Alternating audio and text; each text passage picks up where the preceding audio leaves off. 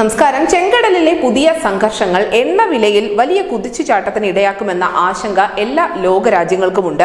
എന്തായാലും ഹൂതികളും അമേരിക്കയും ബ്രിട്ടനുമാണ് നിലവിൽ ചെങ്കടലിൽ ഏറ്റവും അധികം പോരടിച്ചുകൊണ്ടിരിക്കുന്നത്. ചെങ്കടൽ വഴിയുള്ള ചരക്ക് കടത്ത് തടസ്സപ്പെട്ടാൽ ഇന്ത്യയുടെ കയറ്റുമതി ഇറക്കുമതികളെ അത് ബാധിക്കുമെന്ന കാര്യത്തിൽ തർക്കമൊന്നുമില്ല. പക്ഷേ മറ്റ് വൻകിട രാജ്യങ്ങളെ ബാധിക്കുന്ന അത്രയും വലിയ തോതിൽ അത് ഇന്ത്യയെ ബാധിക്കില്ല എന്നതാണ് യാഥാർത്ഥ്യം. ചെങ്കടലിലെ പ്രശ്നങ്ങൾ പ്രധാനമായും ബാധിക്കുന്ന രാജ്യങ്ങൾ ഏതൊക്കെയാവുമെന്ന് ചില ചർച്ചകൾ പുറത്തു വരുന്നുണ്ട്. അതിൽ ഏറ്റവും ഉറപ്പുള്ള ഒരു പേര് ഇസ്രായേൽ തന്നെയാണ്. കാരണം ഹൂതികൾ ഈ ഒരു സംഘർഷം തുടങ്ങി വെച്ചത് പോലും ഇസ്രായേലിനോട് എതിരായുള്ള പ്രതിഷേധം എന്ന നിലയ്ക്കാണ്. ഇസ്രായേലിനെ കൂടാതെ യൂറോപ്പിനെയും ആഫ്രിക്കയുമായിരിക്കും ഈ ചെങ്കടലിലെ സംഘർഷങ്ങൾ ഏറ്റവും അധികം ബാധിക്കാൻ പോകുന്നത്. എന്തായാലും ഇന്ത്യക്ക് എണ്ണ വില കുറച്ച് നൽകാമെന്ന് സൗദി അറേബ്യ സമ്മതിച്ചിട്ടുണ്ട്. അതേ തുടർന്ന് ഫെബ്രുവരിയിൽ നൽകുന്ന എണ്ണയും വില കുറച്ച് തന്നെ ആയിരിക്കും രാജ്യത്തിന് ലഭിക്കുക.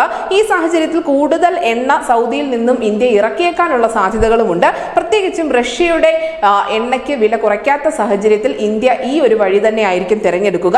റഷ്യയിൽ നിന്നുള്ള ഇറക്കുമതി ഇന്ത്യ അല്പം കുറച്ചിട്ടുണ്ട് എന്നതും ഈ സൂചനകൾ ശക്തമാക്കുന്നുണ്ട്. ഈ അവസരം മുതലെടുത്തുകൊണ്ടാണ് സൗദി അറേബ്യ നിലവിൽ എണ്ണയ്ക്ക് വില കുറച്ചിരിക്കുന്നത്. അതേസമയം തന്നെ ഈ ചെങ്കടലിലെ ഹൂതികളുമായി ബന്ധപ്പെട്ട വിഷയത്തിൽ ഒരു രമ്യമായ പരിഹാരം കണ്ടെത്തുക എന്നതാണ് ഇന്ത്യയുടെ നിലപാട്.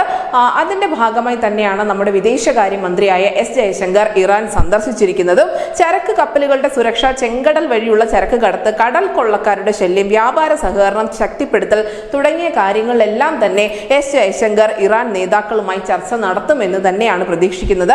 എന്തായാലും ഇന്ത്യ ഒരു രമ്യമായ പരിഹാരം മാത്രമാണ് ലക്ഷ്യം വെക്കുന്നത്.